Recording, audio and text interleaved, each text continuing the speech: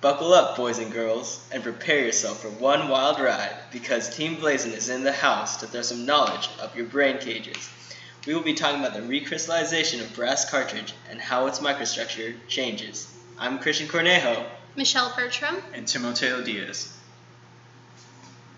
In this presentation, we'll be discussing background knowledge of Vickers hardness testing and the annealing process, as well as an in-depth look on the three stages of the annealing process: recovery, recrystallization, and grain growth.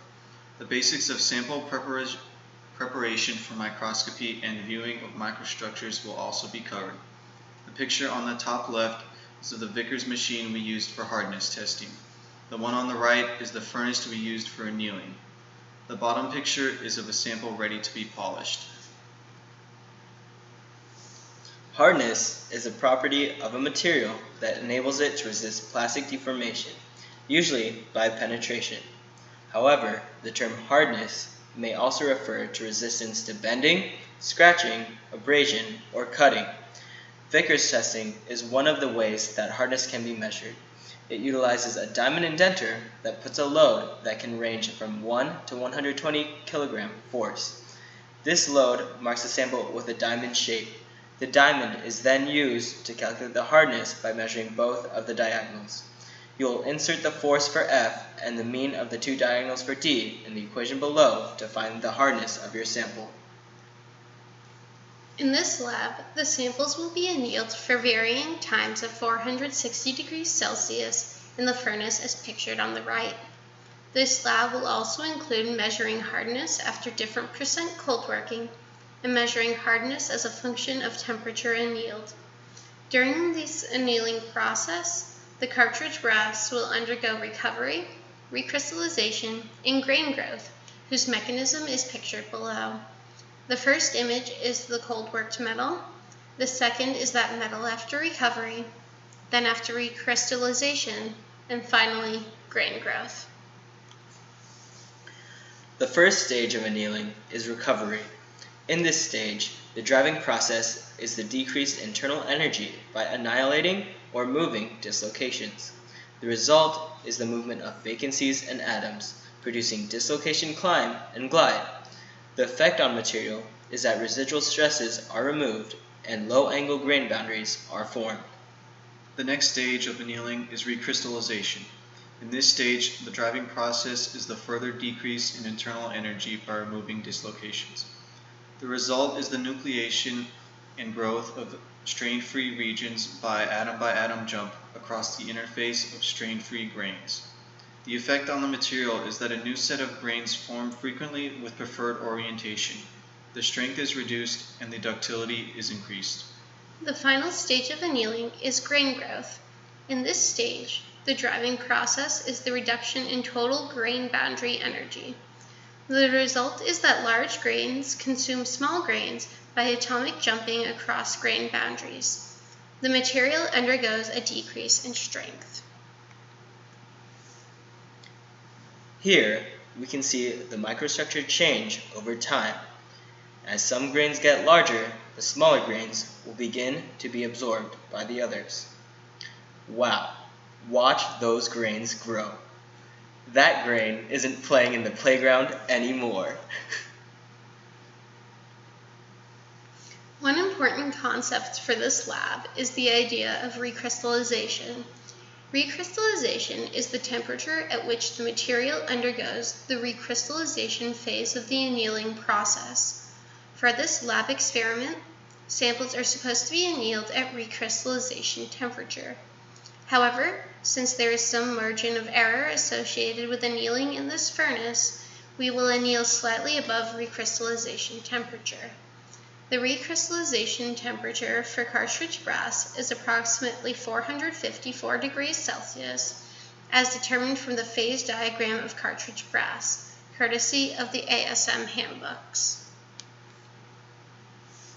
In the figure above, we annealed cold work cartridge brass for 60 minutes at temperatures of 50, 100, 200, 300, 400, 500, 600, 700, and 800 degrees Celsius. We then performed Vickers hardness testing on each sample in order to see the changes in hardness as temperature was increased. These tests revealed that as the sample increases the percentage of cold working, hardness increases, and that as the sample is annealed at higher temperatures, its hardness decreases. From this data, we can find the recrystallization temperature for Cartridge brass is in the region of 400 to 500 degrees Celsius.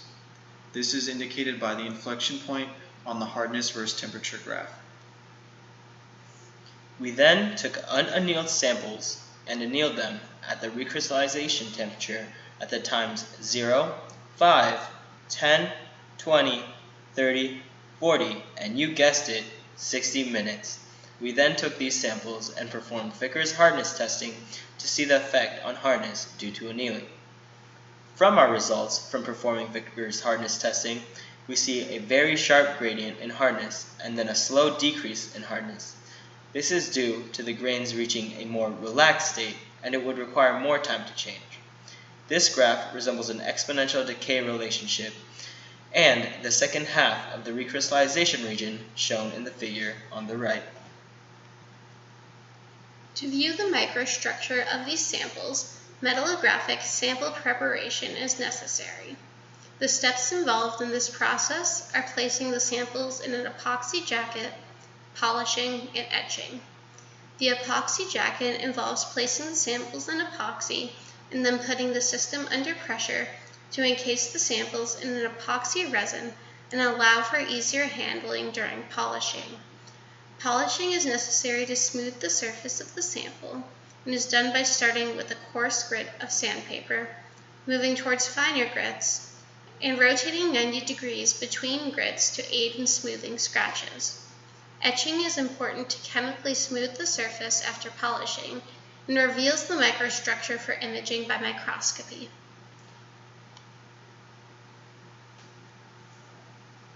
This video is a live action demo of one of the polishing steps we did.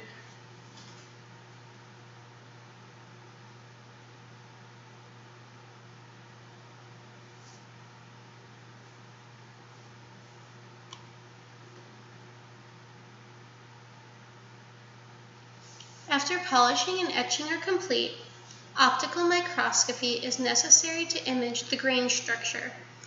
This microscope has the capability of both polarized and non-polarized light. The polarized light will allow for contrast from grain to grain when imaging the microstructure of annealed cartridge brass. Here is a pictomicrograph of an annealed brass cartridge at 460 degrees Celsius for 60 minutes under 500 times magnification. Annealing twins can be seen in this pictomicrograph. The annealing twins occur when there is a mirror lattice symmetry along a crystallographic plane. Atoms in one grain are mirrored across a common plane to the same lattice site in the other twin grain. This phenomenon will occur during the recrystallization process in closed packed crystal systems. Here's another pictomicrograph of a non-annealed brass cartridge under 200 times magnification. As expected, the average grain size of the sample are smaller than the sample with the annealed process. Thank you, and please like and subscribe. And remember to watch other videos on this channel for more physical metallurgy videos.